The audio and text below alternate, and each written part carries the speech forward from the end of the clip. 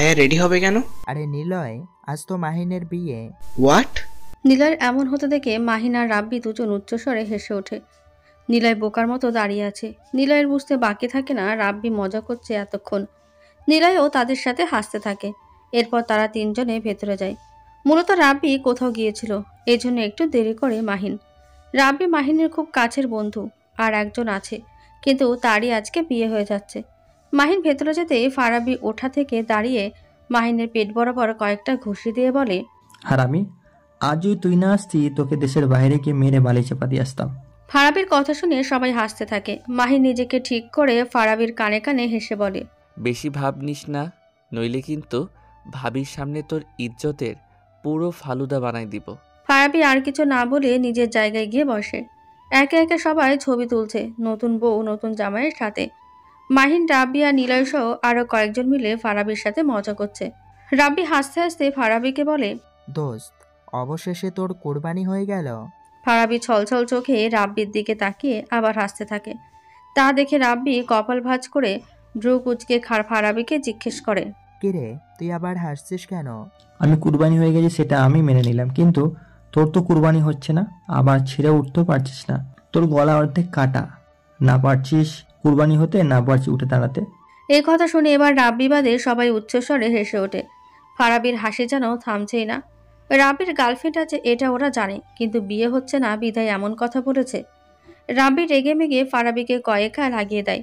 মাহিন থামিয়ে দিয়ে শান্ত করে। এবার সব বন্ধুরা আরো কয়েকজন একসাথে দাঁড়ায় ছবি তোলার জন্য। ফারাবির এক পাশে নতুন বউ, অন্য পাশে রাব্বি, তারপর নিলয়, তারপর মাহিন। ফারাবি মাহিনকে কাছে ডাকলেও মাহিন দূরে দাঁড়িয়েছে। হঠাৎ একটা মেয়ে এসে দাঁড়ায় মাহিনের গা ঘেঁষে। মাহিন বুঝতে পেরে যথেষ্ট দূরত্ব বজায় রেখে দাঁড়িয়েছে।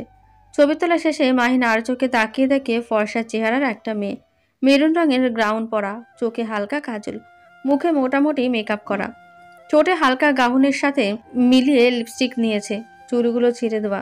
মাহিনকে এভাবে আর চোখে তাকিয়ে পর্যবেক্ষণ করা দেখে মেয়েটা লজ্জা পেয়ে চিবুক গলায় নামিয়ে মিটিমিটি হাসছে।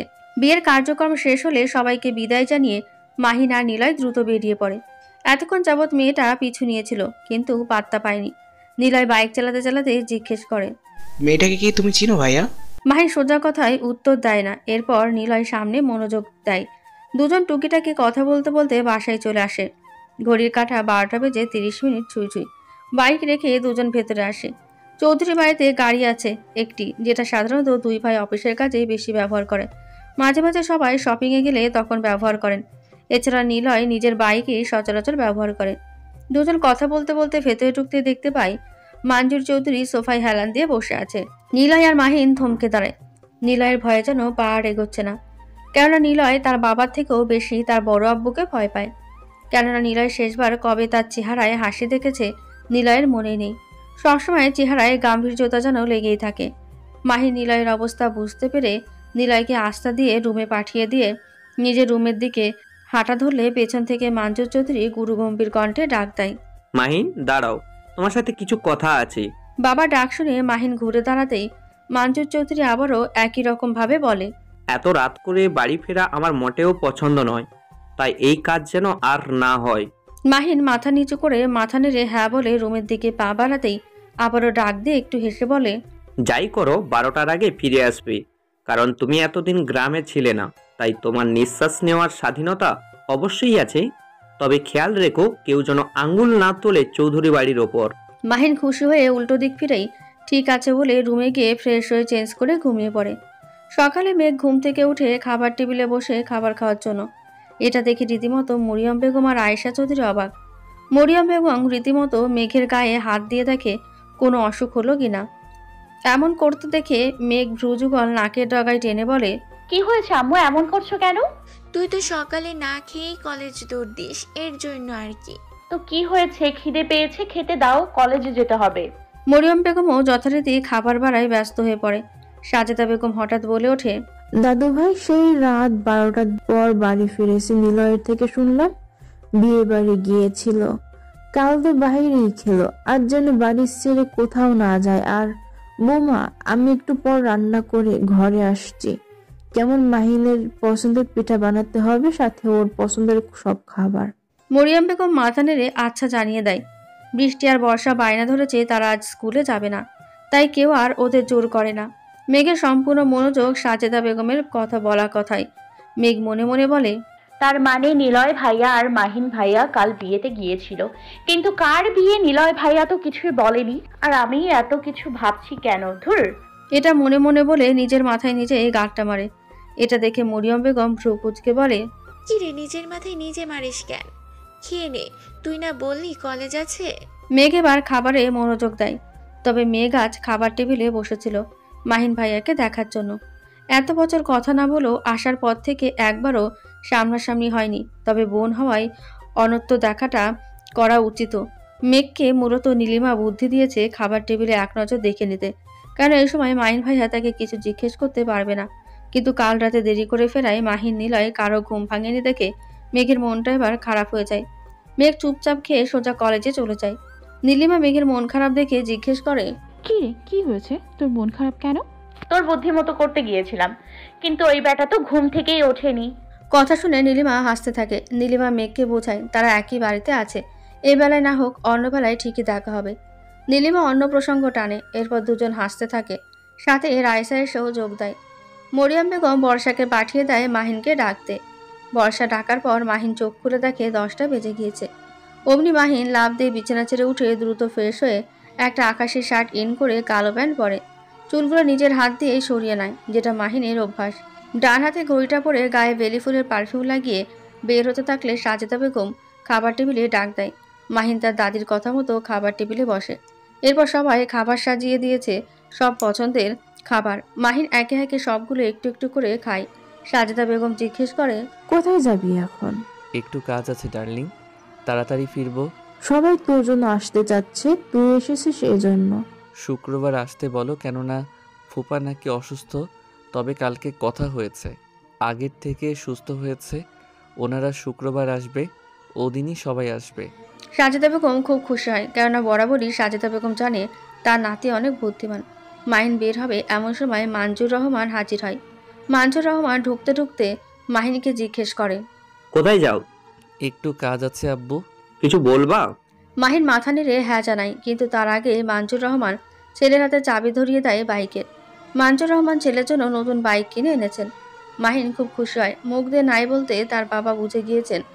বাবা ছেলের এমন কাণ্ড দেখে ভেতরের সবাই ও খুব খুশি হয়। মাহিন আর দেরি না করে দ্রুত মেঘদের কলেজে চলে যায়। 11টা বেজে গিয়েছে। কলেজে ঢুকে বাইক থেকে নামতেই আশেপাশে ঘুরতে থাকা কয়েকজন হাঁ করে দেখছে, কেন এটা মহিলা কলেজ। এখানে এরকম একজন সুদর্শন পুরুষ ঢুকবে এটা কারো কল্পনাতেও যেন নেই। একজন তো মাহিনকে দেখে কয়েক রকমের কথাবার্তা শুরু করে দিয়েছে। মাহিন সোজা প্রিন্সিপালের কাছে যায়, গিয়ে সালাম দেয়। প্রিন্সিপাল যেন এতক্ষণ মাহিনের অপেক্ষায় ছিল। মাহিনকে দেখে সালামের উত্তর দিয়ে প্রিন্সিপাল বলে ওঠে, মাহিন আসো, তোমার অপেক্ষায় ছিলাম এতক্ষণ। স্যার ধন্যবাদ আমার কথা রাখার জন্য। শোনো মাহিন, তুমি কি মনে করবে জানি না, কিন্তু আমি নিজেই তোমার অপেক্ষায় ছিলাম। কারণ রাব্বি বলেছিল তুমি নাকি খুব তাড়াতাড়ি ফিরবে, আর তোমার মতো ব্রিলিয়ান্ট আমি পাবো না। এখন থেকে তুমি কেমিস্ট্রি ক্লাস করাবে তাহলে। স্যার তবে আমি কিন্তু এই এইচএসসি পরীক্ষা পর্যন্তই, আমি কিন্তু টিচার না, ভালো পড়াই বলে শুধুমাত্র আপনি রিকোয়েস্ট করেছেন। আর আপনার ছেলে রাব্বি আমার খুব ভালো বন্ধু হওয়ায় তাই আরও রাজি হয়েছি। শুনেছি গ্রামে ভালো কোনো টিচার খুঁজে পাচ্ছেন না, আপনি খুব বিপদে আছেন, তাই চলে এলাম উদ্ধার করতে। প্রিন্সিপাল স্যার খুব খুশি হয়ে মাহিনকে নিয়ে সোজা মেঘেদের ক্লাসে চলে যায়। প্রিন্সিপাল স্যারকে দেখে সবাই বসা থেকে দাঁড়িয়ে যায়। আর ঠিক তখন মাহিনকে দেখে পুরো ক্লাস যেন থ হয়ে যায়।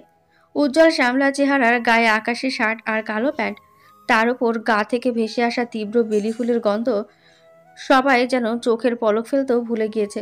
কলেজে অনেক বছর যাবৎ শুধু চাচার বয়সী স্যাররাই শুধু আছে, কিন্তু এভাবে মাহিনকে দেখবে কেউ ভাবেনি। প্রিন্সিপাল স্যারকে আগেই মাহিন বলে রেখেছিল ক্লাসে যেন মাহমুদ নামে পরিচয় করায় তাকে। মাহিন দাঁড়িয়ে আছে ভেতরে ভেতরে, এতগুলো মেয়ের সামনে লজ্জা আর আনইজি ফিল হলেও বাইরে থেকে সেটা বোঝাতে দিচ্ছে না। মাহিন কোনো কথা না বাড়িয়ে নিজেকে ঠিক রাখতে বোর্ডের দিকে হয়ে নিজের পড়ানো শুরু করে দেয়। মেঘ এখনো যেন থ হয়ে আছে। মেঘের বেলি ফুল ভীষণ পছন্দের, তার উপর এমন কাউকে মেঘ শুধু কল্পনা রাজ্যের রাজপুত্রই ভেবে এসেছে। মেঘের বুকে থুকমুকা নিয়ে কয়েক গুণ বেড়ে গিয়েছে। ছোট্ট বুকে তোলপাত যেন হৃদয়টা বেরিয়ে আসার উপক্রম। মেঘ যেন ঘোরের মধ্যে আছে। নীলিমা মেঘের গায়ে হালকা ধাক্কা দিতেই মেঘের ঘোর কাটে। কিন্তু ততক্ষণ ক্লাসই শেষ হয়ে গিয়েছে। আজকে প্রথম বলে মাহিন তাড়াতাড়ি শেষ করে দ্রুত বেরিয়ে পড়েছে, যাতে কেউ কিছু না জিজ্ঞেস করে। আমারে কেউ বাঁচা। রাবি ভাই আসতেছে। অমনি রাইসা কাচুমচু করতে থাকে। রাইসা রাব্বিকে অনেক ভালোবাসে। ক্লাসের সবাই নতুন স্যারের পড়ানো নিয়ে খুব প্রশংসা করছিল, কিন্তু মেঘ কিছু শুনতে পায়নি ঘোরে। মেঘ এবার স্বাভাবিক হয়ে বাকি ক্লাসগুলো করে টিউশন শেষ করে বেরোতে থমকে দাঁড়ায়। সামনে বাইক নিয়ে সেই স্যার দাঁড়িয়ে। অমনি মেঘের ভেতরে আবার ঝড় উঠতে শুরু করেছে। বুকে থুকপুকানি যেন কয়েক গুণ বেড়ে গিয়েছে। মেঘ বুঝতে পারছে না এমন কেন হচ্ছে। নিজেকে স্বাভাবিক করতে পারছে না। চিবুক গলায় নামিয়ে নিয়েছে, যেন না দেখে স্বাভাবিক হতে পারে। সামনে স্যার দাঁড়িয়ে মেঘের মাথায় এটা আসতেই যেন তার ছোট্ট হৃৎপিণ্ডটার ছোটাছুটি থামাতে পারছে না। হঠাৎ তার দিকে ফোন এগিয়ে আসতেই প্রথমে ভয় পেলেও রিসিভ করতেই নিলয়ের কণ্ঠ শুনতে পায়। নিলয় মেঘকে সাথে করে বাড়ি চলে যেতে বলে। মেঘ বারবার না করলেও নিলয় ধমক দিয়ে ফোন কেটে দেয়। তাই মেঘ এক প্রকার বাধ্য হয়ে বাইকে উঠে বসে। সারা শরীর মেঘের কাঁপছে সামনে থাকা মানুষটার জন্য। এমনকি সে তীব্র গন্ধ নাকে আসতেই মেঘ যেন নিজেকে হারিয়ে ফেলছে বারবার। রাইসা আর নীলিমা আস্তে আস্তে মেঘকে তাদের নতুন স্যারের সাথে চলে যেতে দেখে বাসায় পৌঁছানোর পর মেঘ এক প্রকার জোর করে তার স্যারকে বাড়ির ভেতরে নেয়। মাহিন পেছন থেকে সবাইকে ইশারায় চুপচাপ থাকতে বলে। মেঘ সোজা নিজের রুমে গিয়ে ফ্রেশ হতেই চোখে ঘুম চলে আসায় ঘুমিয়ে পড়ে। মাহিন সবাইকে সব বলার পর সবাই হাসতে হাসতে শেষ। বিকেলে মেঘ ঘুম থেকে উঠে ঘুম ঘুম চোখে প্রতিদিনের মতো ড্রয়িং রুমে হাঁটা দেয় দাদির কাছে। কিন্তু নিজের স্যারকে সামনে থেকে সমস্ত ঘুম উড়ে যায়। দৌড়ে নিজের রুমে গিয়ে ফ্রেশ হয়ে ড্রয়িং রুমে এসে স্যারকে অবাক হয়ে জিজ্ঞেস করে, মাহমুদ স্যার আপনি এখানে? সাজেদা বেগম নিজের হাসি চেপে রাখার চেষ্টা চালিয়ে যাচ্ছে। মাহিন নিজেকে স্বাভাবিক রেখে মেঘকে উদ্দেশ্য করে বলে, সামনে আপনার পরীক্ষা, তাই আপনার বাবা চাচা সবাই আপনার বাড়িতে আমাকে রুম ভাড়ায় থাকতে বলেছে। মেঘ কথা শুনে দ্রুত সিঁড়ি বেয়ে নিজের রুমে ঢোকার জন্য ওঠে। রুমে ঢোকার আগে পাশে চোখ যেতে দেখে বা পাশের রুম খোলা।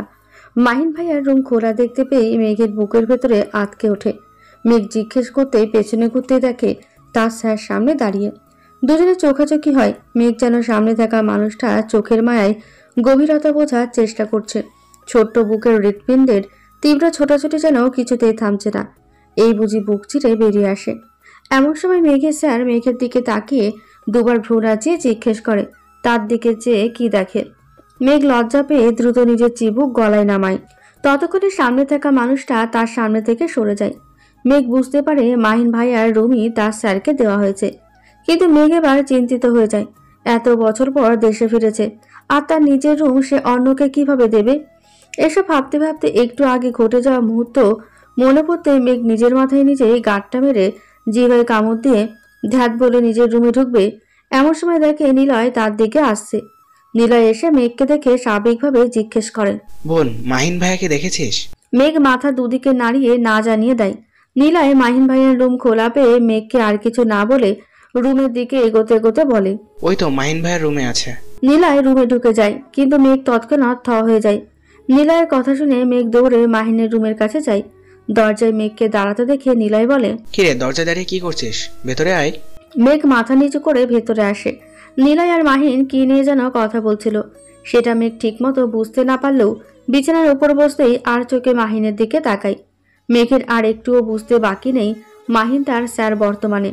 মেঘ এতক্ষণ খেয়াল না করলেও এখন দেখতে পায় ছাই কালারের একটা টি শার্ট গায়ে আর পরনে একটা কালো ট্রাউজার। চুলগুলো এলোমেলো থাকলেও হাত দিয়ে সেগুলোকে কোনোরকম ঠিক করা হয়েছে। মেঘ ভালোই বুঝতে পারে।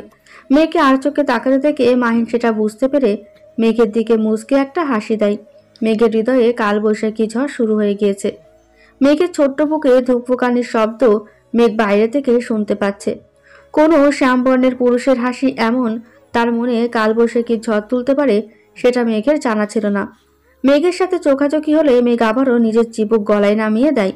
মাহিন হালকা এসে কড়া গলায় নিলয়কে বলে, শোন নিলয়, তোর বোনকে এসব বাদ দিতে বলিস, ঠিক মতো খাওয়া দাওয়া আর ঠিক মতো পড়তে বলিস।